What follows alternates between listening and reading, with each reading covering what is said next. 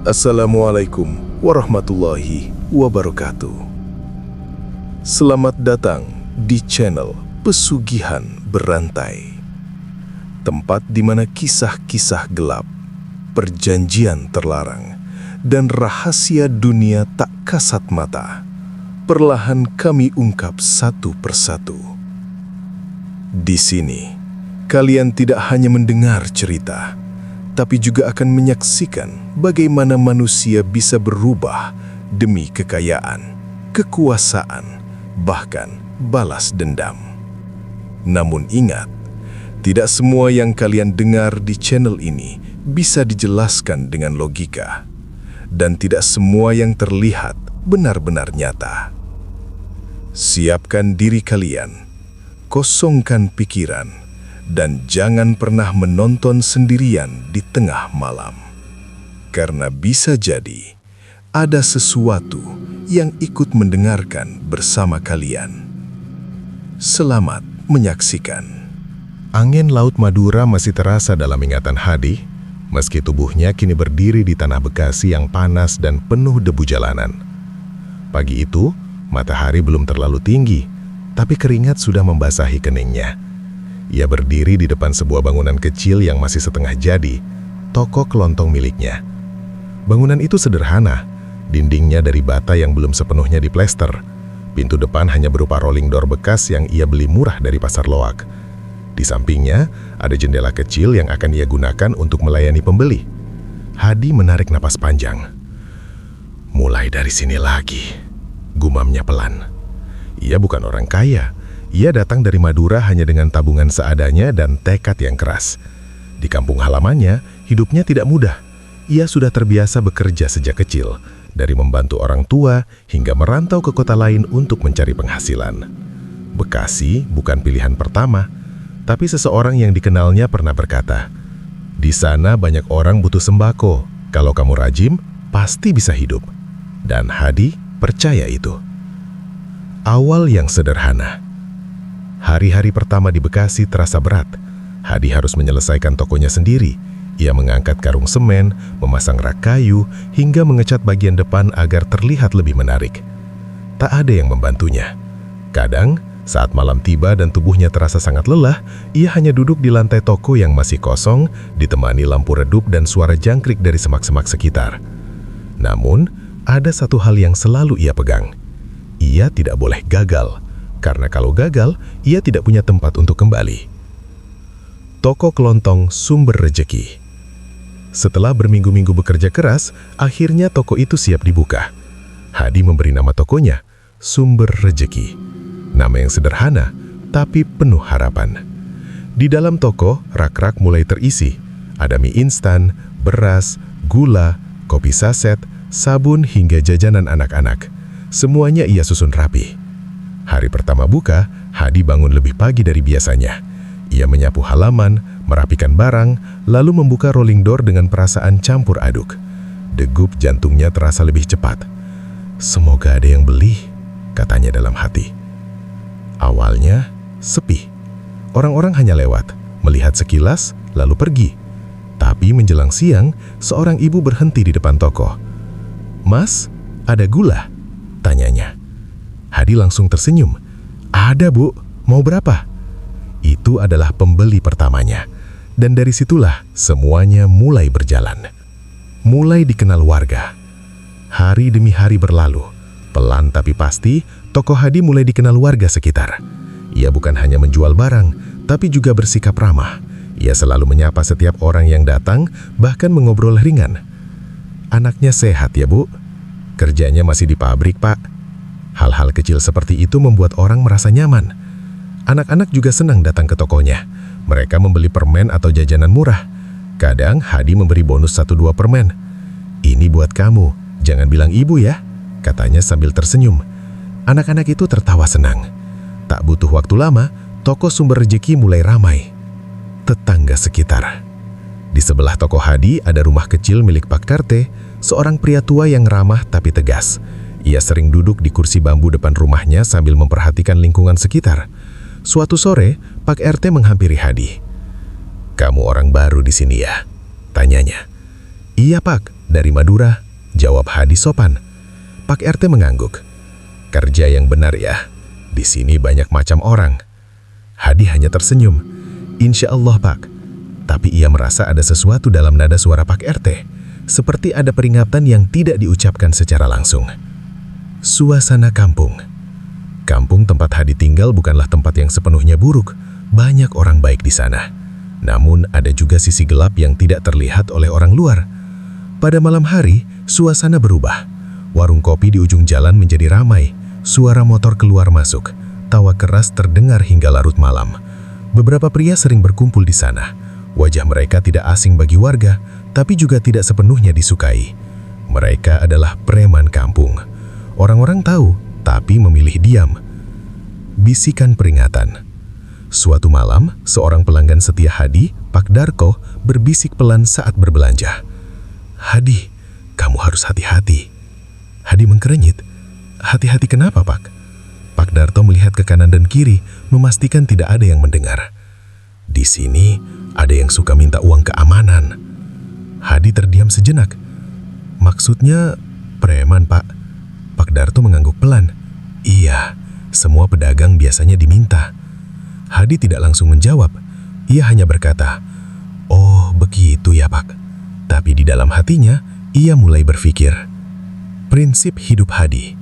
Sejak kecil, Hadi diajarkan satu hal oleh ayahnya. Jangan makan dari hasil yang tidak benar.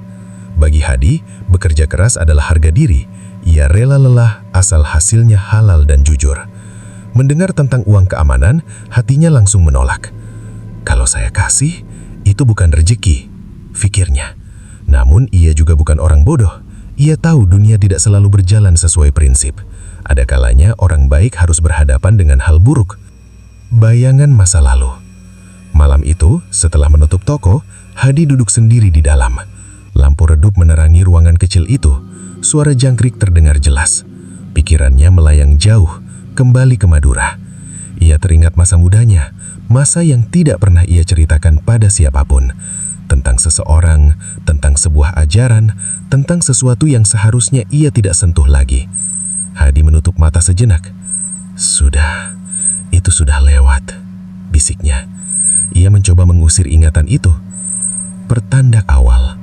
Beberapa hari kemudian, suasana mulai terasa berbeda. Ada beberapa pria yang sering lewat depan tokonya, menatap dengan Pagi di kampung itu terlihat seperti biasa. Matahari mulai naik. Suara ibu-ibu menyapu halaman terdengar di mana-mana, dan anak-anak kecil berlarian tanpa beban. Toko sumber rejeki milik Hadi sudah buka sejak subuh, seperti hari-hari sebelumnya. Namun entah kenapa, pagi itu Hadi merasa ada yang berbeda. Bukan pada suasana, tapi pada perasaannya. Ia berdiri di balik meja kasir, merapikan uang receh sambil sesekali melirik ke arah jalan. Sejak beberapa hari terakhir, ia merasa seperti sedang diawasi. Tatapan orang-orang yang lewat tidak lagi terasa biasa. Lebih tajam, lebih berat. Seperti ada maksud tersembunyi. Kedatangan pertama. Menjelang siang, saat matahari mulai terik, suara motor berhenti tepat di depan tokonya. Ciit! Hadi menoleh. 3 orang pria turun dari motor. Penampilan mereka santai, tapi aura yang mereka bawa berbeda. Rambut agak gondrong, tato terlihat di lengan, dan cara berjalan mereka penuh percaya diri. Terlalu percaya diri untuk sekedar pembeli. Salah satu dari mereka yang paling depan masuk ke dalam toko tanpa permisi. "Rokok ada?" tanyanya singkat. Hadi mengangguk. "Ada bang, mau yang mana?" Pria itu menyebutkan merek lalu mengambilnya. Tapi ia tidak langsung membayar. Ia malah membuka bungkus rokok itu, mengambil 1 batang lalu menyalakannya di dalam toko. Hadi memperhatikan, tapi tetap diam. 2 temannya ikut masuk. Mereka melihat-lihat barang di rak tapi jelas bukan untuk membeli. Suasana mendadak jadi tidak nyaman. Percakapan yang mengarah. Setelah beberapa saat, pria pertama itu menghembuskan asap rokok ke udara lalu menatap Hadi. "Kamu yang punya toko ini?" "Iya," jawab Hadi tenang. "Baru ya?" "Iya bang, baru buka beberapa minggu." Pria itu mengangguk pelan lalu tersenyum tipis. Senyumnya bukan senyum ramah. "Kenalan dulu ya, gue Jaya." Ia menunjuk dua temannya. "Ini Ucok sama Rian." Hadi mengangguk sopan. "Hadi bang." Jaya menepuk meja kasir pelan. "Di sini semua pedagang biasanya saling bantu." Hadi diam, menunggu lanjutannya. "Maksudnya kita jaga keamanan, biar usaha lancar, gak ada yang ganggu." Hadi mulai mengerti arah pembicaraan itu. Permintaan halus. Jaya melanjutkan dengan nada santai. "Biasanya sih pedagang di sini kasih kontribusi kecil buat keamanan." Hadi menarik napas pelan. "Kontribusi gimana bang?" Jaya tersenyum lebih lebar. "Ya seikhlasnya aja, anggap aja buat jaga kampung ini." Ucok yang dari tadi diam ikut bicara. "Daripada nanti ada yang gak enak kan?" Kalimat itu terdengar seperti ancaman yang dibungkus halus. Hadi menatap mereka satu persatu. Ia bisa merasakan tekanan di udara. Namun ia tetap berusaha tenang. Penolakan pertama. "Maaf bang," kata Hadi pelan tapi tegas. "Saya cuma pedagang kecil, untung juga belum seberapa." Jaya mengangkat alis. "Oh, jadi nggak mau?" Hadi menggeleng pelan. "Bukan nggak mau bang, tapi saya belum bisa." Ucok tertawa kecil, sinis. "Belum bisa atau nggak mau?" Suasana mulai memanas. Hadi tetap berdiri tegak. "Saya cuma mau usaha yang jujur bang." Kalimat itu membuat senyum di wajah Jaya perlahan hilang. Perubahan suasana. Beberapa detik terasa sangat lama. Jaya mematikan rokoknya di meja kasir tanpa izin. Abu rokok berserakan. Ia mendekat sedikit ke arah Hadi. "Dengar ya, suaranya lebih rendah sekarang. Di sini semua ada aturannya." Hadi tidak mundur. Jaya melanjutkan, "Kalau kamu mau usaha tenang, ikut aturan." Lalu ia menepuk bahu Hadi agak keras. "Kita balik lagi nanti." Tanpa membayar rokok, mereka bertiga keluar dari toko. Motor mereka meraung keras saat pergi. Keheningan setelah badai kecil. Setelah mereka pergi, suasana toko terasa sangat sepi. Hadi berdiri diam beberapa saat. Tangannya masih di atas meja kasir. Napasnya sedikit lebih berat dari biasanya. Ia melihat rokok yang belum dibayar. Ia tidak marah, tapi ada sesuatu yang mulai tumbuh dalam dirinya. Perasaan waspada. Reaksi warga. Sore harinya, beberapa warga yang melihat kejadian itu mulai berbisik-bisik. Seorang ibu berkata pelan saat belanja, "Mas Hadi, tadi itu Jaya ya?" "Iya bu," jawab Hadi. Ibu itu menghela napas. "Hati-hati ya mas, dia itu..." "Ya begitu." "Memang kenapa bu?" Ibu itu ragu sejenak, lalu berkata, "Sudah banyak yang kena masalah sama dia." Setelah itu ia tidak berani bicara lebih lanjut. Peringatan dari Pak RT. Malam harinya Pak RT datang ke toko. Ia tidak langsung bicara, hanya duduk di kursi depan memperhatikan Hadi yang sedang menghitung uang. "Kamu didatangi mereka ya?" tanyanya akhirnya. Hadi mengangguk. Pak RT menarik napas panjang. "Saya sudah duga. Memang semua pedagang harus bayar, Pak." Pak RT diam sejenak, lalu berkata, "Sebagian besar iya. Kalau tidak..." Pak RT menatap Hadi dalam-dalam. Biasanya usahanya tidak bertahan lama. Jawaban itu membuat suasana semakin berat. Malam yang tidak tenang. Setelah menutup toko, Hadi tidak langsung tidur. Ia duduk di dalam, lampu masih menyala. Pikirannya penuh. Ia tahu ini baru permulaan. Apa yang ia lakukan tadi, menolak, bukan hal kecil. Ia sedang menantang sesuatu yang sudah lama ada di kampung itu. Namun jauh di dalam hatinya, ia tetap yakin. Ia tidak salah. Teror dimulai. 3 hari berlalu, tidak ada kabar dari Jaya dan kelompoknya. Namun justru itu yang membuat Hadi semakin waspada. Hingga suatu malam, prang! Suara keras memecah keheningan. Hadi yang sedang menghitung barang langsung terkejut. Ia keluar dan melihat sesuatu yang membuat dadanya sesak. Kaca depan tokonya pecah. Batu besar tergeletak di lantai. ia melihat ke arah jalan. Sepi, tidak ada siapa-siapa. Amarah yang ditahan. Hadi mengepalkan tangan, rahangnya mengeras. Ia tahu siapa pelakunya, tapi ia tidak bisa membuktikan. Tetangga mulai keluar rumah melihat kerusakan itu. Ya Allah, astaga, ini pasti ulah mereka. Bisikan terdengar di mana-mana. Pak RT datang menghampiri. Kamu harus hati-hati sekarang, katanya serius. Hadi hanya mengangguk. Namun di dalam hatinya sesuatu mulai berubah. Penutup bab 2. Malam itu Hadi membersihkan pecahan kaca sendirian. Tangannya terluka sedikit, tapi ia tidak peduli. Setiap sapuan sapu di lantai terasa seperti menahan amarah. Ia berhenti sejenak, menatap pantulan dirinya di kaca yang tersisa. Matanya terlihat berbeda, lebih tajam, lebih dingin. Dan jauh di dalam dirinya, sesuatu yang lama terkubur mulai bergetar lagi. Sesuatu yang seharusnya tidak bangkit. Namun tekanan demi tekanan perlahan membuka pintu itu. Pintu menuju masa lalu Hadi yang penuh dengan kekuatan gelap dan berbahaya. Setelah membersihkan pecahan kaca, Hadi duduk sendirian di dalam tokonya. Lampu menggantung di atas kepalanya, bergoyang pelan tertiup angin malam yang masuk dari celah jendela. Suasana jadi terasa dingin, meskipun udara Bekasi biasanya panas.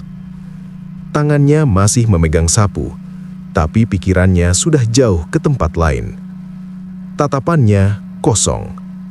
Ia tidak benar-benar melihat toko di depannya, melainkan melihat sesuatu dari masa lalu.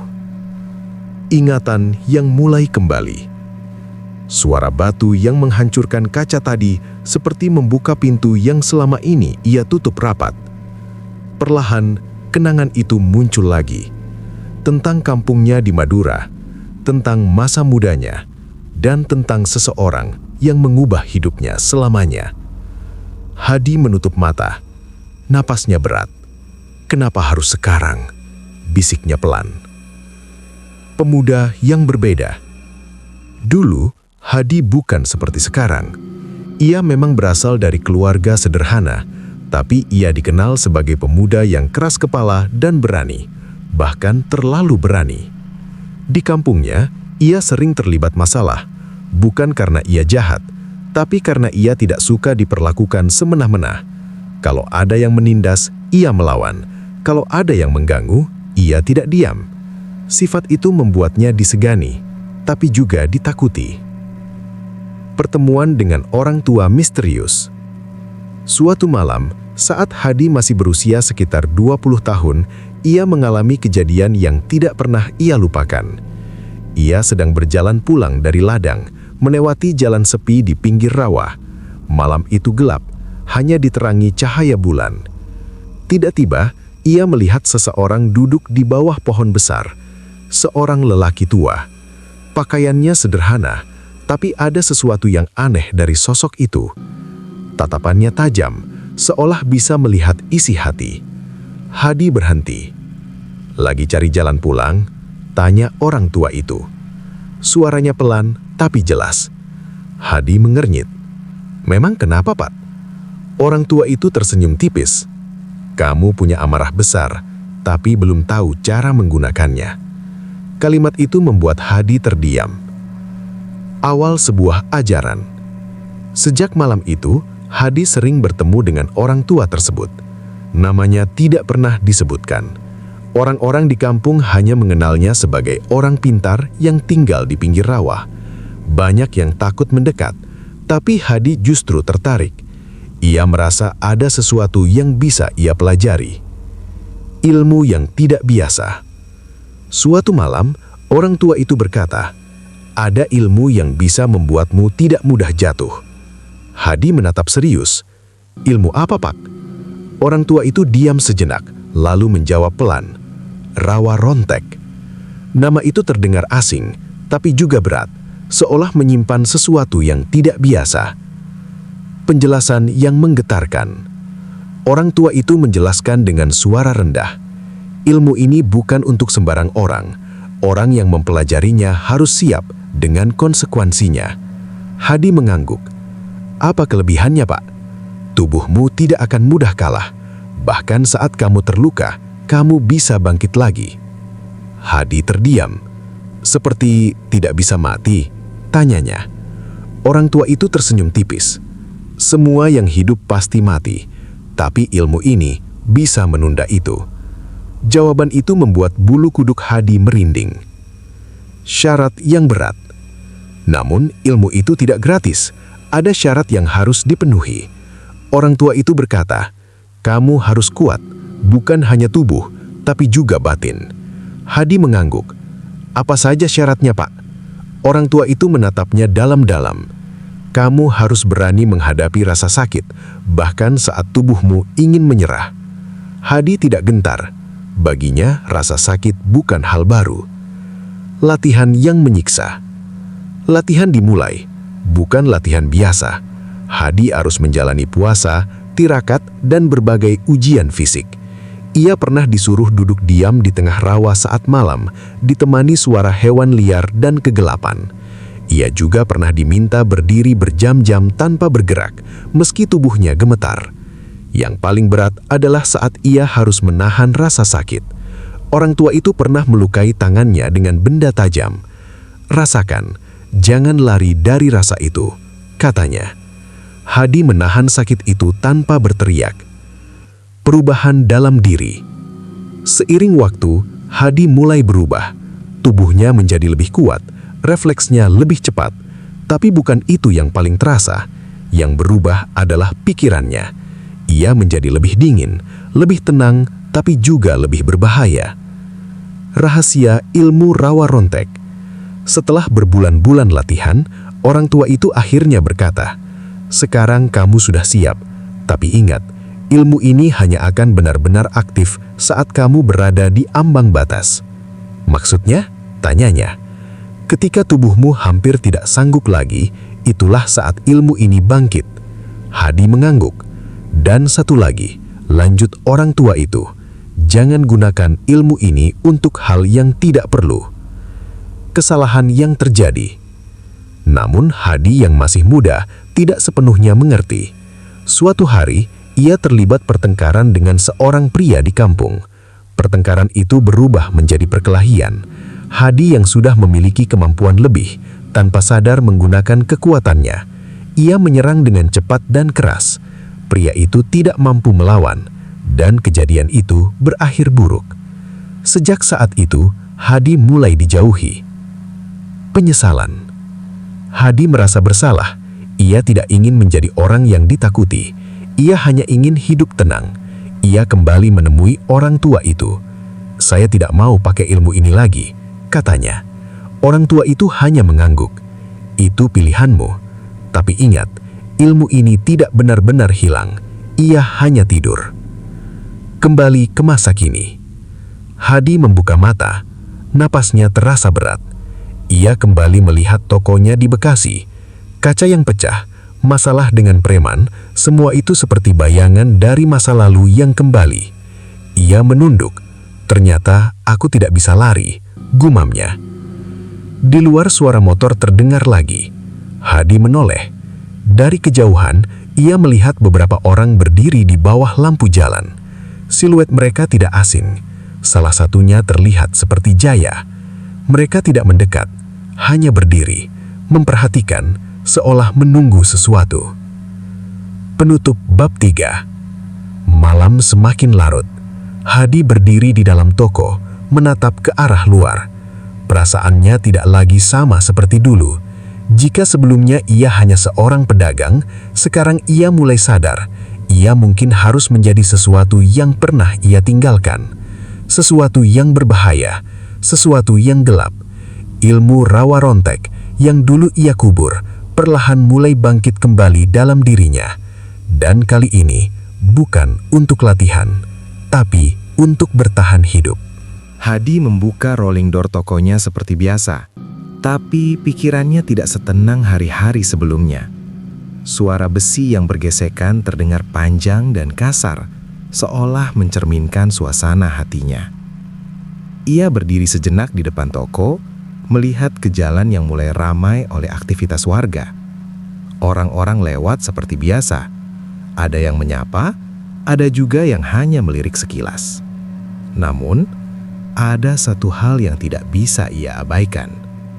Beberapa orang tampak menghindari kontak mata dengannya, seolah mereka tahu sesuatu yang akan terjadi. Bisikan yang menyebar. Tak lama setelah toko buka, Pak Darto datang lagi. Wajahnya terlihat lebih serius dari biasanya. "Hadi," katanya pelan. "Iya, Pak. Kamu harus siap." Hadi mengernyit. "Siap untuk apa?" Pak Darto mendekat sedikit, suaranya diturunkan. "Mereka marah. Katanya kamu nggak tahu diri." Hadi terdiam. Ia sudah menduga ini akan terjadi, tapi mendengar langsung tetap membuat dadanya terasa berat. "Mereka bakal datang lagi?" tanyanya. Pak Darto mengangguk pelan. Dan kali ini mungkin beda. Menunggu yang tak terhindarkan. Hari itu berjalan lambat. Setiap suara motor yang lewat membuat Hadi menoleh. Setiap orang yang berhenti di depan toko membuat jantungnya berdetak lebih cepat. Namun, hingga sore, tidak ada tanda-tanda mereka datang. Justru itulah yang membuat suasana semakin tegang. Karena Hadi tahu, orang seperti mereka tidak akan diam. Senja yang mencekam. Saat matahari mulai tenggelam, langit berubah menjadi jingga gelap.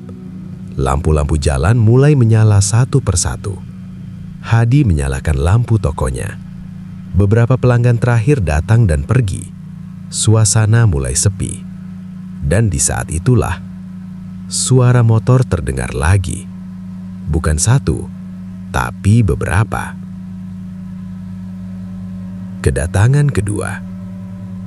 Brum. 3 motor berhenti tepat di depan toko. Hadi tidak perlu melihat lama untuk tahu siapa mereka. Jaya. Dan kali ini, ia tidak datang hanya bertiga. Ada sekitar 6 orang. Semua turun dengan wajah serius. Tidak ada senyum, tidak ada basa-basi. Suasana membeku. Jaya masuk ke dalam toko tanpa bicara. Langkahnya pelan, tapi penuh tekanan. Anak buahnya menyebar, berdiri di sekitar rak, pintu, dan jendela, seolah memastikan Hadi tidak punya jalan keluar. Hadi tetap berdiri di balik meja kasir. Ia tidak mundur, tapi tubuhnya mulai bersiap. Pembicaraan tanpa basa-basi. Jaya berhenti tepat di depan Hadi. Tatapannya tajam. "Kita udah kasih waktu," katanya dingin. Hadi diam. "Kita juga udah ngomong baik-baik." Hadi menarik nafas pelan.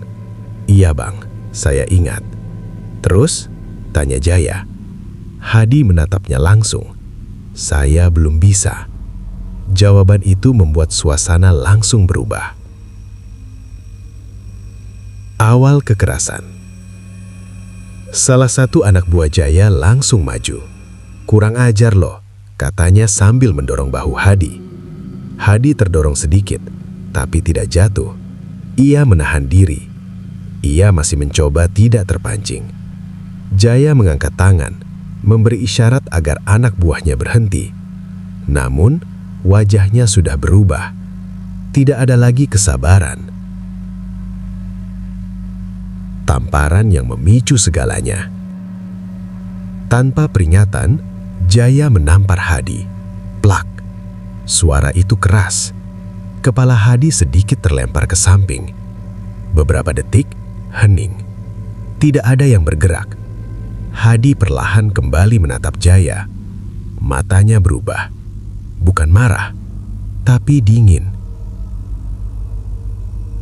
Batas yang mulai retak.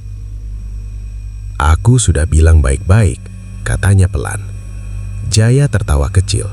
"Terus kenapa? Lo mau ngapain?" Hadi tidak menjawab. Tangannya mengepal di bawah meja. Nafasnya mulai berat. Ia merasakan sesuatu yang lama tidak ia rasakan. Seperti ada energi yang bergerak di dalam tubuhnya. Tekanan mengakin keras. Ucok mengambil beberapa barang dari rak, lalu menjatuhkannya ke lantai. "Kalau nggak mau bayar, ya nggak usah usaha," katanya. Barang-barang mulai berjatuhan. Mie instan, botol minyak, gula, semua berantakan.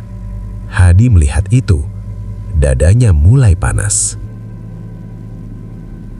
Ledakan emosi yang ditahan. Ia melangkah keluar dari meja kasir. Langkahnya pelan. Jaya memperhatikan. "Kenapa? Mau lawan?" tantangnya. Hadi berhenti beberapa langkah di depan. Ia masih menahan diri. Masih mencoba bertahan sebagai orang yang ia inginkan sekarang, bukan yang dulu. Sentuhan masa lalu. Namun suara dalam dirinya mulai muncul, suara yang sudah lama hilang. Kalau kamu terus diam, mereka tidak akan berhenti. Hadi menutup mata sejenak. Ia mengingat pesan gurunya. Jangan gunakan ilmu itu kecuali terpaksa. Benturan pertama. Tiba-tiba, salah satu preman Tritya menyerang lebih dulu. Ia mencoba memukul Hadi, namun refleks Hadi lebih cepat. Ia menangkis. Gerakannya spontan, cepat, alami. Semua orang langsung sadar. Hadi bukan orang biasa. Ketegangan memuncak. "Wah, bisa juga loh," kata Jaya sambil menyeringis. Anak buahnya mulai bersiap. Suasana berubah dari intimidasi menjadi ancaman nyata. Hadi berdiri tegak, matanya menatap satu persatu. Ia tidak bicara, tapi tubuhnya sudah siap. Titik kritis. Namun Hadi masih menahan diri. Ia tidak menyerang. Ia hanya bertahan. Karena ia tahu, sekali ia benar-benar melepaskan dirinya, ia mungkin tidak bisa kembali. Peringatan terakhir. Jaya mendekat lagi. Kali ini lebih dekat, hampir berhadapan langsung. "Dengar ya," katanya pelan tapi penuh tekanan. "Ini terakhir kali gue kasih pilihan." Ia menunjuk ke arah wajah Hadi. "Besok, lo bayar." Kalimat itu seperti keputusan mutlak. Tidak ada negosiasi lagi. Kepergian yang meninggalkan ancaman. Setelah itu, Jaya memberi isyarat. Mereka semua keluar. Namun sebelum pergi, salah satu dari mereka menendang rak hingga jatuh. Brak. Toko Hadi kembali berantakan. Motor mereka pergi dengan suara keras, meninggalkan keheningan dan kerusakan. Setelah kejadian, Hadi berdiri di tengah toko, melihat semua yang berantakan. Nafasnya masih berat, tangannya sedikit bergemetar, bukan karena takut, tapi karena ia hampir melepaskan kendali. Perubahan dalam diri. Ia menyadari sesuatu. Hari ini, ia hampir menggunakan kekuatan itu, dan rasanya terlalu mudah, terlalu dekat. Ia tidak benar-benar tidur.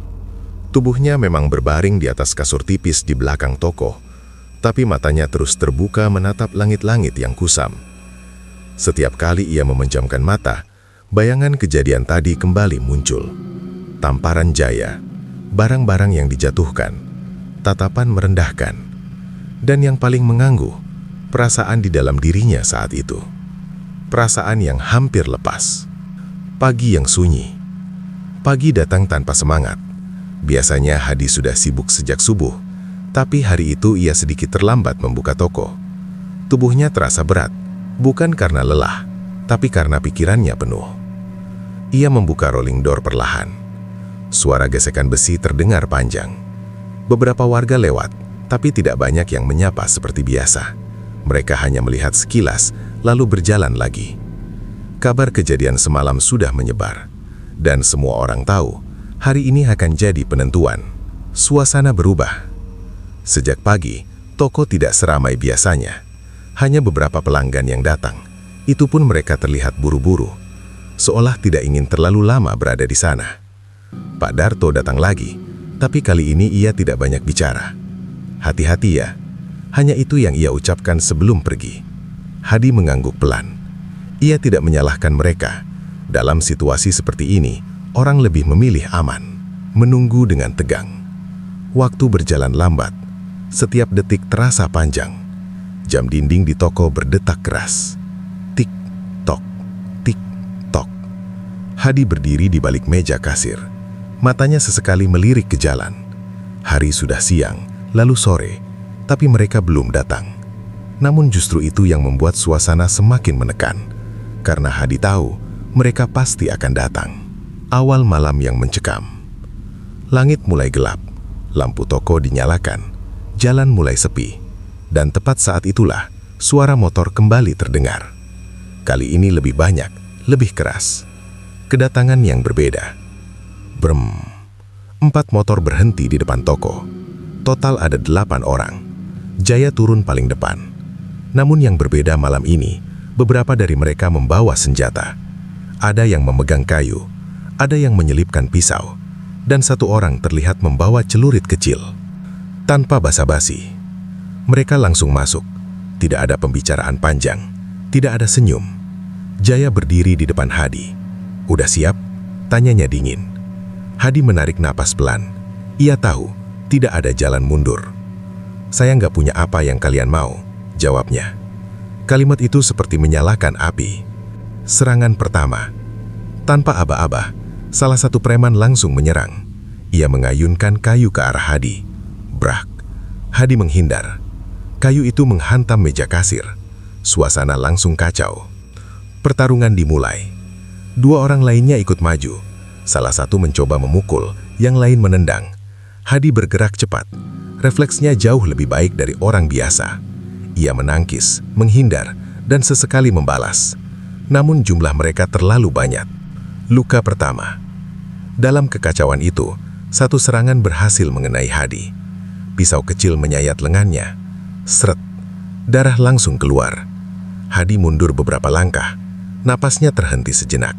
Ia melihat darah yang menetes dari tangannya. Dan saat itulah, sesuatu berubah. Kebangkitan yang tak terelakkan. Darah yang keluar seperti memicu sesuatu dalam dirinya. Napas Hadi berubah. Lebih dalam, lebih berat. Matanya mulai terlihat berbeda. Fokusnya tajam. Suara di sekitarnya seperti meredam. Yang ia lihat hanya lawan di depannya. Ilmu yang bangkit. Tanpa sadar, tubuhnya mulai mengikuti pola yang dulu ia pelajari. Gerakannya menjadi lebih cepat, lebih efisien, lebih berbahaya. Ia tidak lagi hanya bertahan, ia mulai menyerang. Balasan pertama. 1 pukulan telak mengenai wajah lawan. Bug. Preman itu langsung jatuh. Yang lain terkejut. Hadi tidak berhenti. Ia bergerak ke arah yang lain, menangkis lalu membalas. Perubahan yang menakutkan. Jaya memperhatikan dari belakang. Ekspresinya berubah. Ia mulai sadar, Hadi bukan orang biasa. "Apaan ini?" gumamnya. Pertarungan semakin brutal. Salah satu preman mencoba menyerang dari belakang. Namun Hadi seperti tahu. Ia berbalik cepat dan menghantam perutnya. Orang itu terjatuh sambil mengerong. 2 lainnya mulai ragu, tapi situasi sudah terlanjur panas. Luka yang memicu lebih jauh. Dalam kekacauan itu, seseorang berhasil melukai Hadi lagi. Kali ini di bahu. Darah kembali mengalir. Namun anehnya, Hadi tidak terlihat melemah. Justru ia terlihat semakin kuat. Ketakutan mulai muncul. "Gila, ini orang," kata salah satu dari mereka. Beberapa mulai mundur. Namun Jaya berteriak, "Jangan mundur." Tapi suaranya tidak lagi sekuat tadi. Ada keraguan di dalamnya. Titik balik. Hadi berdiri di tengah toko. Darah di tubuhnya terlihat jelas. Namun posisinya tegak. Matanya dingin. Ia melihat mereka satu persatu. Dan untuk pertama kalinya, mereka yang merasa terancam. Serangan terakhir. Salah satu preman yang panik maju dengan pisau. Ia menyerang tanpa arah. Hadi menghindar. Lalu dalam satu gerakan cepat, ia menjatuhkan lawannya dengan keras. Orang itu tidak bangun lagi. Keheningan sesaat. Semua berhenti. Suara napas terdengar jelas. Orang-orang yang tersisa saling melihat. Mereka tidak menyangka hasilnya seperti ini. Penarikan diri. Tarik, teriak Jaya akhirnya. Mereka mundur, satu persatu keluar dari toko. Beberapa membantu temannya yang luka. Motor dinyalakan, dan mereka pergi. Setelah pertarungan, toko Hadi kembali hancur. Barang berserakan, darah terlihat di lantai. Hadi berdiri diam. Napasnya perlahan kembali normal, namun badannya masih bergetar. Kesadaran yang menyakitkan. Ia melihat tangannya, darah masih menetes. Namun bukan itu yang membuatnya terguncang, melainkan apa yang baru saja ia lakukan. Ia menggunakan ilmu itu lagi. Malam itu, Hadi duduk di lantai toko yang berantakan. Lampu redup menerangi wajahnya yang penuh luka. Ia tidak merasa menang, justru sebaliknya. Ia merasa sesuatu telah terbuka kembali, sesuatu yang tidak bisa ia kendalikan sepenuhnya. Dan yang lebih buruk, ini baru awal. Karena ia tahu, orang seperti Jaya tidak akan berhenti sampai di sini. Dan berikutnya, mereka tidak akan datang hanya untuk mengintimidasi, tapi untuk membunuh. Toko Hadi masih berantakan. Beberapa barang belum sempat dirapikan. Noda darah di lantai hanya dibersihkan seadanya. Ia tidak punya tenaga lagi untuk mengurus semuanya. Tubuhnya penuh luka. Lengan yang tersayat sudah dibalut kain. Begitu juga bahunya. Rasa perih masih terasa, tapi bukan itu yang paling mengganggu. Yang paling mengganggu adalah pikirannya. Pagi setelah kekacauan. Pagi datang dengan suasana berbeda. Biasanya suara warga ramai, tapi hari itu terasa lebih sepi. Orang-orang tetap beraktivitas, tapi ada jarak yang terasa jelas. Beberapa hanya melihat dari jauh, tidak ada yang berani terlalu dekat. Kabar tentang perkelahian semalam menyebar cepat, bahkan lebih cepat dari yang Hadi kira. Sekarang ia bukan lagi hanya pedagang kelontong. Ia adalah orang yang melawan Jaya dan menang. Tatapan yang berubah. Saat Hadi membuka toko, dua orang ibu-ibu lewat. Biasanya mereka menyapa, tapi kali ini hanya melirik, lalu berbisik pelan. "Dia itu ya?" "Iya, yang semalam." Hadi mendengar, namun ia hanya diam. Ia mengerti, rasa takut itu wajar. Kedatangan tak terduga. Menjelang siang, seseorang datang ke toko. Bukan untuk membeli, ia hanya berdiri di depan. Seorang anak muda, salah satu anak buah Jaya. Wajahnya terlihat tegang. "Hadi?" katanya pelan. Hadi menatapnya. "Apa?" Anak itu menelan ludah. "Bang Jaya mau ketemu." Hadi tidak langsung menjawab. "Di mana?" "Di malam ini, di lapangan kosong belakang kampung." Suasana mendadak terasa berat. Pesan tantangan. Anak itu melanjutkan. Dia bilang, "Ini urusan terakhir." Hadi mengerti maksudnya. Ini bukan lagi soal uang, ini soal harga diri. Kalau lo nggak datang, lanjut anak itu ragu-ragu, dia bakal anggap lo takut. Hadi senyum tipis. "Takut?" gumamnya. Sudah lama sekali ia tidak memikirkan kata itu. Keputusan yang tidak mudah. Setelah anak itu pergi, Hadi duduk sendiri. Pikirannya berputar. Ia tahu datang ke sana berarti siap dengan kemungkinan terburuk. Namun jika tidak datang, masalah ini tidak akan selesai. Justru akan semakin buruk. Nasihat terakhir. Sore harinya Pak RT datang lagi. Wajahnya serius. "Kamu mau datang?" tanyanya langsung. Hadi mengangguk pelan. Pak RT menghela napas panjang. "Itu bukan tempat buat bicara baik-baik." "Saya tahu, Pak." "Terus kenapa kamu tetap mau?" Hadi menatap lurus ke depan. "Karena kalau saya mundur sekarang, mereka tidak akan berhenti." Pak RT tidak bisa membantah. Persiapan diam-diam. Menjelang malam, Hadi bersiap. Ia tidak memakai pakaian khusus, hanya baju biasa. Namun ada satu hal yang ia siapkan, sebuah celurit. Bukan untuk menyerang, tapi untuk berjaga. Ia memegangnya sejenak. Logam itu terasa dingin di tangannya. Perjalanan ke lapangan. Malam itu gelap, langit tanpa bulan. Hadi berjalan menuju lapangan kosong di belakang kampung. Tempat itu jarang dipakai, hanya tanah luas dengan sedikit rumput liar. Cocok untuk sesuatu yang tidak ingin dilihat orang. Pertemuan dua dunia. Saat Hadi sampai, mereka sudah ada di sana. Jaya berdiri di tengah. Beberapa anak buahnya berada di pinggir, tidak ikut campur, hanya menonton. Lampu seadanya menerangi area itu. Bayangan terlihat panjang di tanah. Awal duel. Jaya melangkah maju. Di tangannya ada celurit. "Lo datang juga," katanya. Hadi berdiri beberapa meter di depannya. "Saya datang." Jaya senyum tipis. "Bagus, jadi kita selesaikan malam ini. Tidak ada lagi pembicaraan panjang, tidak ada negosiasi. Hanya satu hal yang tersisa. Aturan tanpa kata. Tidak ada yang menjelaskan aturan, namun semua mengerti. Ini duel, 1 lawan 1, sampai salah satu tidak bisa berdiri lagi." Benturan pertama. Jaya bergerak lebih dulu. Cepat, celuritnya mengarah ke tubuh Hadi. Swing! Hadi mundur, menghindar tipis. Ia langsung membalas. Dua senjata itu bertemu. Klang! Suara logam beradu memecah malam. Irama pertarungan. Serangan demi serangan terjadi. Cepat, keras, tanpa ragu. Jaya bukan lawan sembarangan. Gerakannya terlatih, penuh pengalaman. Tekanan dari dua arah. Hadi harus menghadapi dua hal sekaligus. Serangan dari luar dan dorongan dari dalam dirinya. Ilmu yang mulai bangkit. Ia berusaha menahan, tapi semakin lama semakin sulit. Luka yang tak terhindarkan. Satu serangan Jaya berhasil mengenai sisi tubuh Hadi. Serak! Baju Hadi robek, kulitnya tergores, darah keluar.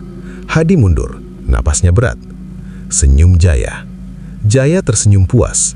"Mulai kerasa kan?" katanya.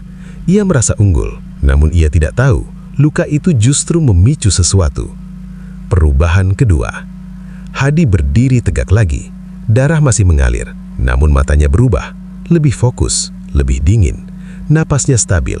Tubuhnya seperti menemukan ritme baru. Balasan cepat. Hadi maju, lebih cepat dari sebelumnya. Jaya sedikit kaget. Serangan datang bertubi-tubi. Ia harus bertahan. Ketegangan memuncak. Suara benturan celurit terus terdengar. Klang, klang, klang. Percikan kecil muncul setiap benturan. Orang-orang di pinggir mulai tegang. Mereka tidak menyangka pertarungan seimbang seperti ini. Titik kritis duel. Jaya mulai serius. Ia menyerang dengan kekuatan penuh. Satu ayunan besar mengarah ke Hadi. Hadi menghindar, tapi terlambat sedetik. Ujung celurit mengenai bahunya. Darah kembali keluar. Detik penentuan. Hadi terhuyung. Lututnya hampir menyentuh tanah. Namun ia tidak jatuh. Ia menahan. Ia mengingat satu hal. Ilmu ini bangkit saat kamu di batas. Dan sekarang, ia sudah di batas itu. Penutup bab 6. Di tengah lapangan yang sunyi, dengan darah yang mulai mengalir dari tubuhnya, Hadi berdiri perlahan. Matanya menatap Jaya. Bukan lagi seperti manusia biasa, tapi seperti sesuatu yang tidak mudah jatuh. Sementara Jaya mulai merasa ada yang salah. Pertarungan ini tidak akan berakhir seperti yang ia bayangkan. Dan malam itu akan menjadi awal dari sesuatu yang lebih gelap. Sesuatu yang melibatkan nyawa. Di tengah lapangan kosong yang hanya diterangi lampu redup, dua pria berdiri saling berhadapan. Tanah di bawah kaki mereka sudah terciprat darah. Udara terasa berat, seolah ikut menahan napas melihat apa yang akan terjadi selanjutnya. Hadi berdiri dengan tubuh yang mulai melemah. Darah mengalir dari bahu dan sisi tubuhnya. Nafasnya terdengar berat. Pandangannya sempat goyah. Di depannya, Jaya masih berdiri tegap. Meski juga terlihat lelah, ia masih memiliki kepercayaan diri. "Udah mau habis ya?" kata Jaya sambil menyeringai. Hadi tidak menjawab. Ia menunduk sedikit. Di ambang batas, tubuh Hadi terasa dingin. Bukan dingin biasa, tapi dingin yang datang dari dalam. Tangannya sedikit gemetar. Kakinya hampir tidak kuat menopang tubuhnya. Jika ini orang biasa, ia sudah jatuh sejak tadi. Namun Hadi masih berdiri. Bukan karena kuat, tapi karena sesuatu di dalam dirinya belum mengizinkan ia jatuh. Suara dari masa lalu. Dalam keadaan itu, suara yang pernah ia dengar bertahun-tahun lalu kembali muncul. Saat tubuhmu tidak sanggup lagi, disitulah batasmu. Hadi mengingat wajah gurunya. Tatapan tajam itu, suara pelan yang penuh makna. Jangan takut pada rasa sakit, gunakan itu. Titik perubahan. Hadi perlahan mengangkat kepalanya. Matanya terbuka. Namun kali ini, ada sesuatu yang berbeda. Tatapannya tidak lagi goyah, tidak lagi lelah, tapi kosong, dingin. energi yang bangkit. Nafas Hadi berubah, lebih dalam, lebih stabil, seolah tubuhnya menemukan tenaga baru dari tempat yang tidak terlihat. Luka di tubuhnya masih ada, darah masih mengalir, tapi ia tidak lagi merasakannya seperti sebelumnya. Reaksi Jaya. Jaya yang tadi tersenyum mulai mengernyit. Apalagi ini, gumamnya. Ia merasakan perubahan itu, bukan dari kata-kata, tapi dari aura, dari cara Hadi berdiri, dari cara ia menatap. Langkah yang berbeda. Hadi melangkah maju, pelan, namun setiap langkahnya terasa berat. Bukan karena lemah, tapi karena penuh tekanan. Tanah seperti ikut bergetar oleh pijakannya. Serangan yang tidak terduga. Tanpa aba-aba, Hadi bergerak, cepat, lebih cepat dari sebelumnya. Jaya kaget. Ia langsung mengangkat celurit untuk menangkis. Klang! Benturan keras terjadi. Namun kali ini kekuatan Hadi berbeda. Jaya terdorong mundur. Pertarungan berbalik. Hadi tidak memberi waktu. Ia menyerang lagi dan lagi. Setiap gerakannya tepat, efisien, tidak membuang tenaga. Jaya mulai terdesak. Ketakutan yang muncul. Untuk pertama kalinya, Jaya merasa tidak nyaman. Ia mencoba menyerang balik, namun setiap serangannya berhasil dihindari atau ditangkis. Hadi seperti tahu arah gerakannya. Luka tidak menghentikan. Jaya berhasil mengenai Hadi sekali lagi. Celuritnya menyayat lengan Hadi. Darah keluar. Namun Hadi tidak berhenti, tidak melambat, bahkan tidak bereaksi. Kengerian yang terlihat. Gila! Bisik salah satu anak buah di pinggir. Mereka mulai mundur sedikit. Apa yang mereka lihat tidak seperti pertarungan biasa. Hadi yang berbeda. Hadi sekarang bukan lagi Hadi yang mereka kenal. Gerakannya lebih tenang, matanya tidak menunjukkan emosi. Ia seperti mesin, dingin, terarah, mematikan. Tekanan tanpa henti. Jaya mulai kelelahan, nafasnya berat, tangannya mulai goyah.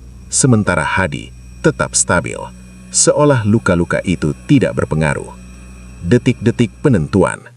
Jaya mencoba serangan terakhir. Ia mengumpulkan tenaga, mengayunkan celurit dengan kekuatan penuh. Swing. Namun Hadi menghindar tipis. Dan di saat yang sama, ia membalas. Cepat, tepat. Hasil dari satu gerakan. Suara logam terdengar sekali lagi. Namun setelah itu, sunyi. Jaya terdiam, tubuhnya kaku, celuritnya jatuh dari tangan. Keheningan yang mencekam. Semua orang menahan napas. Tidak ada yang bergerak, tidak ada yang bicara. Hanya suara angin malam yang terdengar. Akhir duel. Jaya perlahan terjatuh, tubuhnya menyentuh tanah. Tidak bangkit lagi. Anak buahnya panik. Bang Jaya! Mereka berlari menghampiri.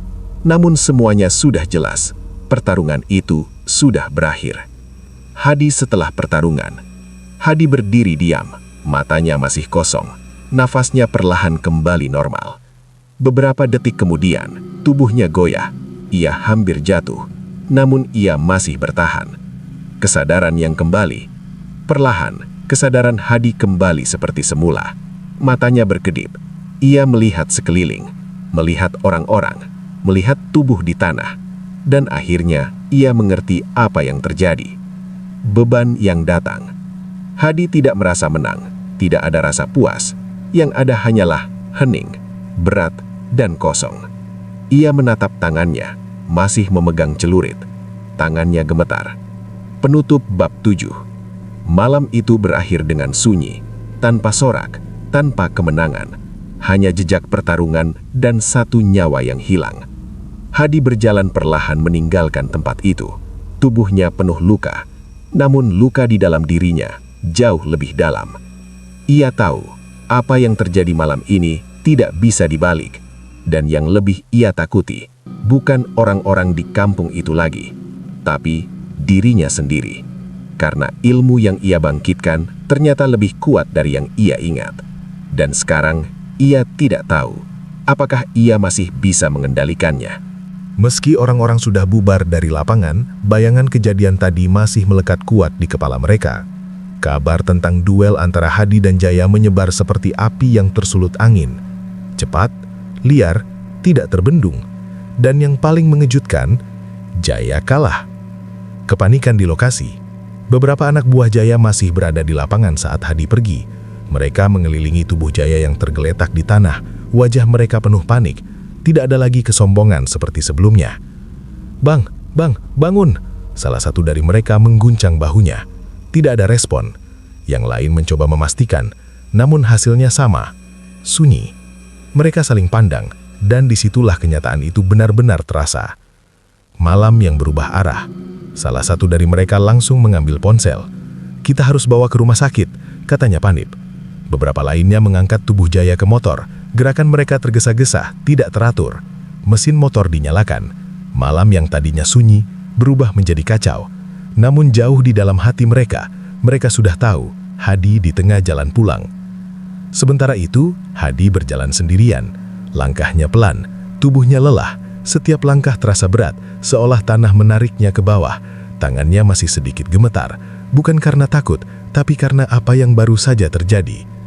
Pikiran yang berkecamuk. "Ini sudah terlalu jauh," gumamnya pelan. Ia tidak pernah ingin sampai sejauh ini. Ia hanya ingin bertahan, hanya ingin hidup tenang, namun kenyataan berkata lain, dan sekarang satu nyawa sudah hilang. Sesampainya di toko, Hadi sampai di tokonya. Rolling door masih setengah terbuka, lampu di dalam masih menyala. Ia masuk perlahan, duduk di kursi kayu dekat kasir. Suasana di dalam terasa sangat sunyi, berbeda dengan biasanya. Luka yang terasa. Saat ia mencoba berdiri lagi, rasa sakit mulai datang. Lebih nyata, lebih tajam. Seolah tubuhnya baru menyadari luka-luka yang tadi diabaikan. Ia meringis pelan. Darah yang tadi mengalir mulai mengering, namun beberapa luka masih terbuka. Efek yang muncul. Namun bukan hanya luka fisik yang ia rasakan. Ada hal lain. Tubuhnya terasa panas. Bukan panas biasa, tapi seperti ada sesuatu yang bergerak di dalam. Nafasnya tidak stabil. Kadang cepat, kadang lambat. Awal dari konsekuensi. Hadi memegang kepalanya. Pusing. Pandangan sempat berputar. Ia mencoba berdiri, tapi hampir jatuh. "Apa ini?" bisiknya. Ia mulai sadar, ilmu yang ia bangkitkan tadi mulai menunjukkan efeknya. Malam tanpa tidur.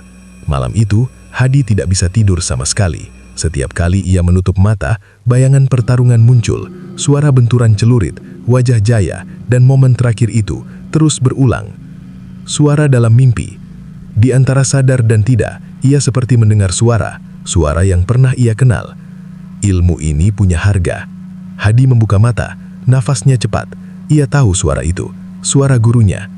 Namun, itu hanya dalam pikirannya. Pagi yang menggemparkan. Keesokan paginya, kampung itu tidak lagi sama. Orang-orang berkumpul di beberapa titik, membicarakan satu hal. Kemarin malam, katanya duel. Katanya meninggal. Bisikan terdengar di mana-mana. Kabar yang menyebar luas. Tak butuh waktu lama, kabar itu sampai ke seluruh warga, bahkan ke kampung sebelah. Nama Hadi disebut-sebut, sebagian dengan kagum, sebagian dengan takut, dan sebagian lagi dengan waspada.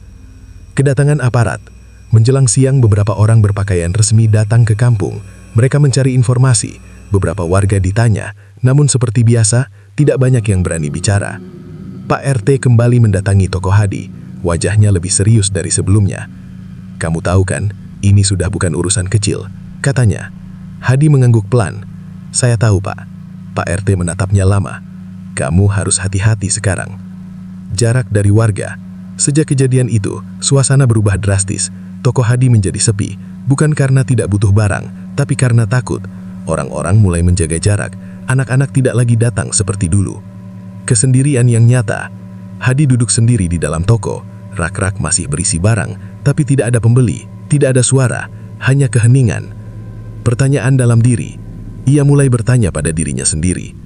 Apakah ini yang aku inginkan? Jawabannya jelas, tidak. Namun ia juga tahu, ia tidak punya pilihan saat itu. Bayangan yang menghantui. Setiap sudut toko mengingatkannya pada kejadian itu. Setiap noda yang belum hilang menjadi pengingat. Ia mencoba membersihkan, namun yang di dalam tidak bisa dibersihkan. Efek yang semakin terasa. Tubuhnya belum pulih. Kadang ia merasa sangat lelah. Kadang tiba-tiba tubuhnya terasa ringan, tidak stabil, seperti ada dua kondisi yang bergantian. penutup chapter 8. Malam kembali datang. Hadi duduk di depan tokonya. Lampu jalan menerangi wajahnya yang pucat. Ia menatap ke arah jalan kosong. Tidak ada lagi suara ramai, tidak ada lagi tawa anak-anak. Yang ada hanya sunyi. Dan dalam kesunyian itu, ia mulai menyadari satu hal, bahwa kemenangan yang ia dapatkan bukanlah akhir dari masalah, melainkan awal dari sesuatu yang lebih berat. Sebuah harga yang harus ia bayar atas ilmu yang telah ia bangkitkan. Toko Sumber Rejeki masih berdiri seperti biasa. Rak-rak tetap terisi, pintu tetap dibuka setiap pagi. Namun suasananya berubah drastis. Sepi, terlalu sepi. Hadi duduk di balik meja kasir, menatap jalanan yang lengang. Kadang ada orang lewat, tapi jarang yang berhenti. Kalaupun ada, mereka terlihat cepat-cepat, tidak banyak bicara, bahkan menghindari kontak mata. Dulu, tempat ini penuh suara. Sekarang, hanya ada keheningan. Jarak yang terasa nyata. Suatu pagi, seorang ibu datang membeli beras. Namun berbeda dari biasanya, ia tidak mengobrol. Ia hanya menyebutkan barang, membayar, lalu pergi. Sebelum pergi, ia sempat melirik Hadi dengan tatapan aneh. Bukan benci, tapi takut. Hadi melihat itu, dan ia mengerti. Nama yang berubah arti. Di kampung itu, nama Hadi kini dikenal, namun bukan sebagai pedagang ramah, melainkan sebagai orang yang pernah menghabisi Jaya. Bisikan itu terus beredar. Dia yang kemarin. Hati-hati, jangan macam-macam. Hadi tidak pernah meminta itu, tapi ia tidak bisa menghentikannya. Kesendirian yang menggerogoti. Malam menjadi waktu yang paling berat. Saat tidak ada aktivitas, pikiran mulai berbicara. Hadi duduk sendiri di dalam toko. Lampu redup, suara jam berdetak, dan ingatan kembali datang. Bayangan yang tidak pergi. Ia masih melihat kejadian itu. Gerakan terakhir, tubuh yang jatuh, keheningan setelahnya. Semua terasa nyata, seolah terus terjadi. Hadi memejamkan mata, namun justru di sana bayangan itu semakin jelas. Suara dari dalam diri. Ini akibatmu. Suara itu muncul lagi. Bukan dari luar, tapi dari dalam dirinya sendiri. Hadi membuka mata cepat, nafasnya berat. Ia tahu, ini bukan hal biasa. Efek yang semakin terasa. Tubuhnya mulai menunjukkan perubahan. Kadang ia merasa sangat kuat, seolah tidak lelah. Namun di waktu lain, ia merasa sangat lemah, seperti kehilangan tenaga. Tidak ada keseimbangan. Rasa panas yang aneh. Suatu malam, tubuh Hadi terasa panas. Bukan demam biasa. Panas itu seperti berasal dari dalam. Ia memegang dadanya, nafasnya cepat. Keringat keluar deras. "Kenapa begini?" bisiknya. Ingatan tentang peringatan. Ia teringat kata-kata gurunya dulu. Ilmu ini punya harga. Saat itu ia tidak benar-benar mengerti. Sekarang ia mulai merasakan. Kehilangan kendali. Suatu sore, seorang anak kecil tanpa sengaja menjatuhkan botol di tokonya. Suara pecahan terdengar keras. Perang. Hadi refleks berdiri. Tubuhnya langsung tegang.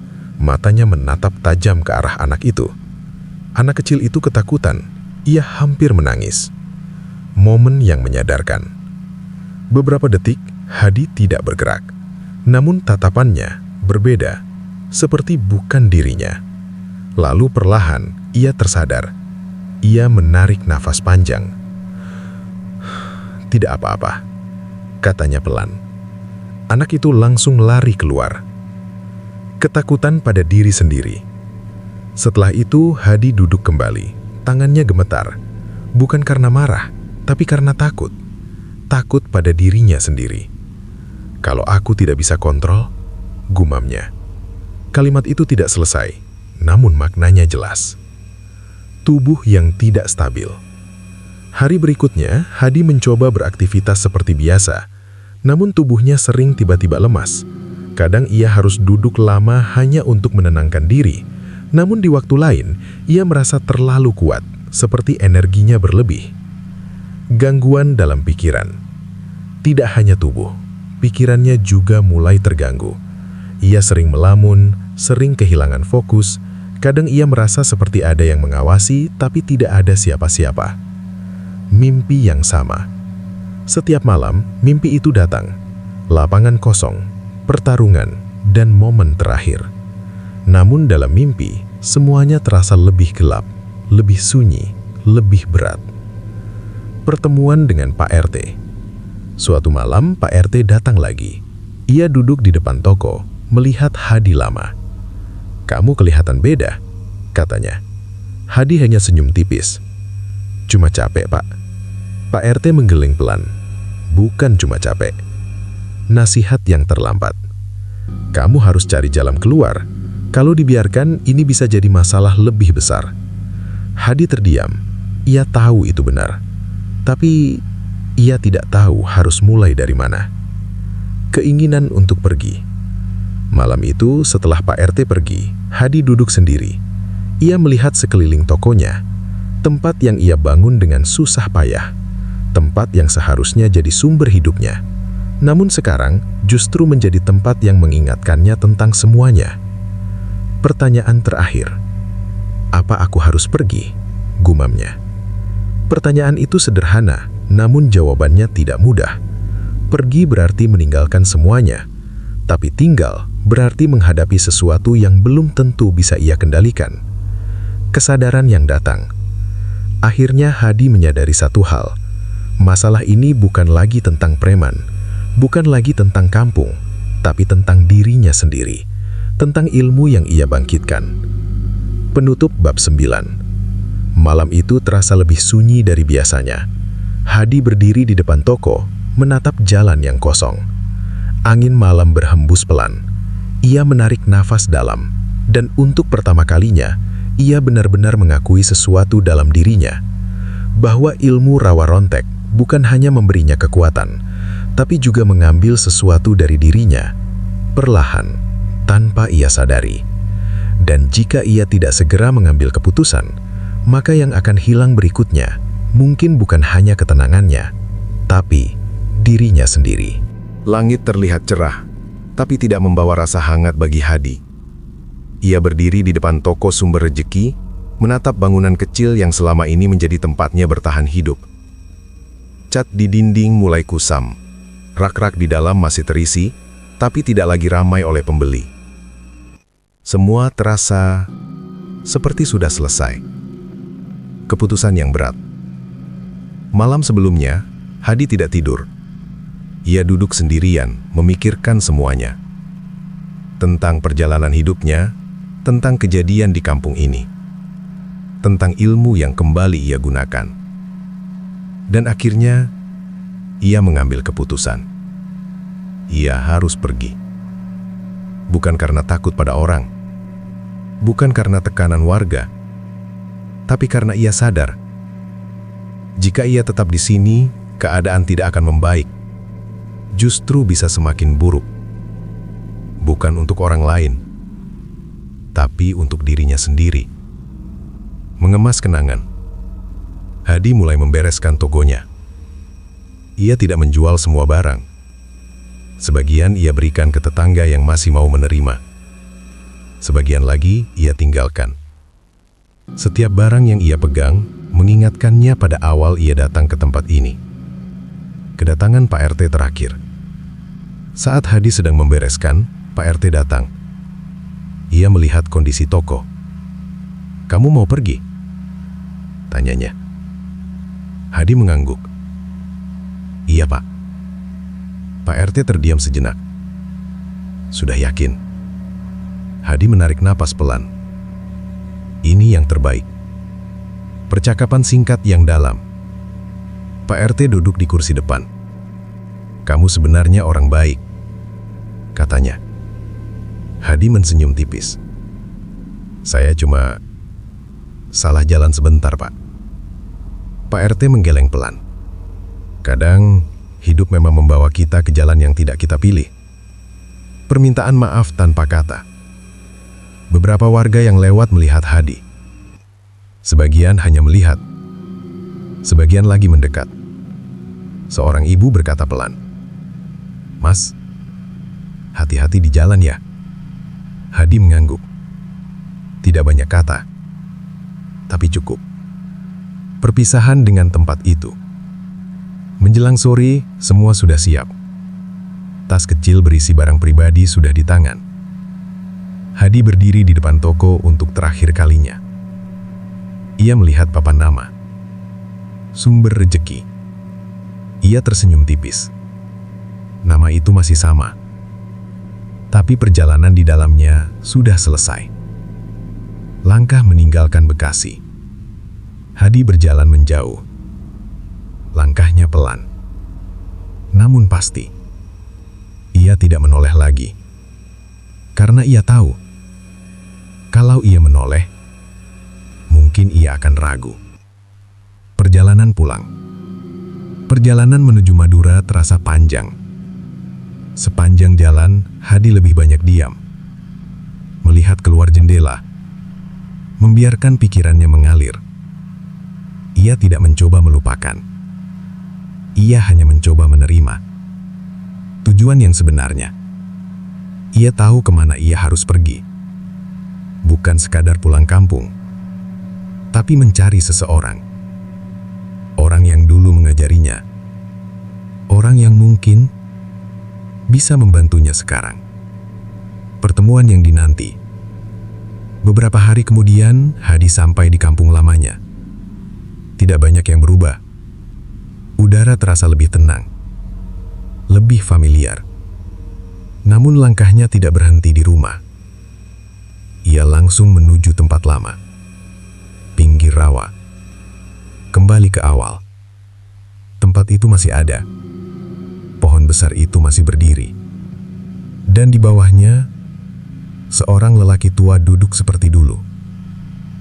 Seolah waktu tidak berjalan.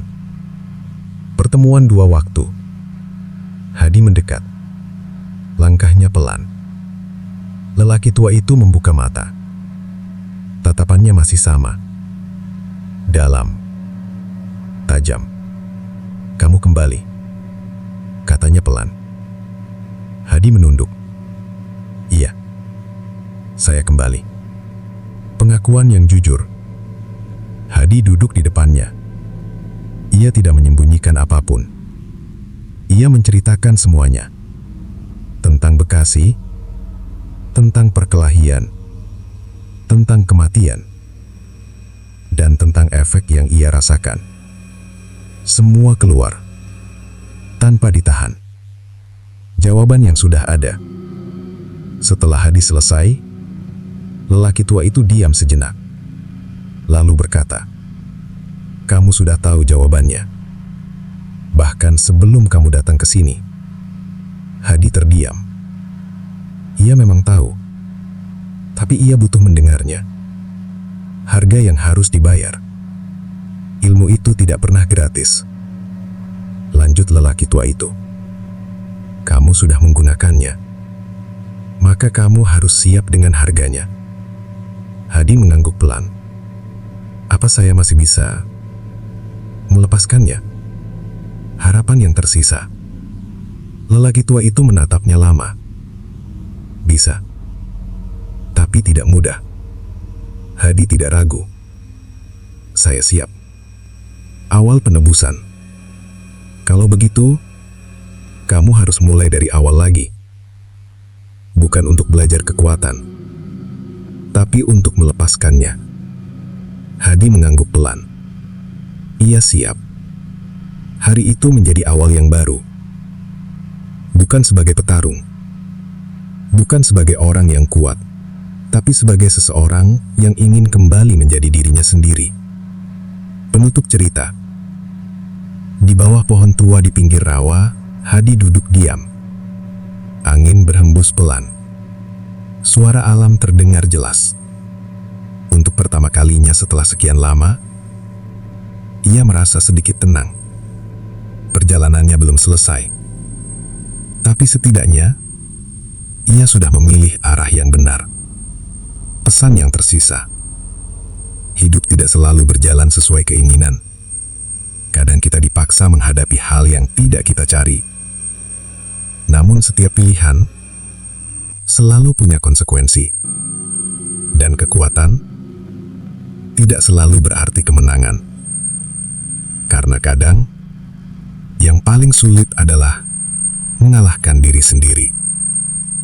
Demikian kisah yang bisa kami bagikan malam ini.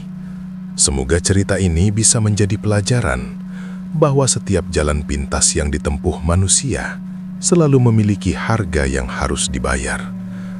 Jika kalian suka dengan cerita seperti ini, jangan lupa dukung channel Pesugihan Berantai dengan cara like, komen, dan subscribe, agar kami bisa terus menghadirkan kisah-kisah lain yang lebih gelap, lebih dalam, dan lebih mencekam. Dan ingat, jangan pernah mencoba apa yang seharusnya hanya menjadi cerita. Karena sekali kalian melangkah masuk, belum tentu kalian bisa kembali. Saya pamit undur diri. Wassalamualaikum warahmatullahi wabarakatuh. Dan sampai jumpa di kisah berikutnya.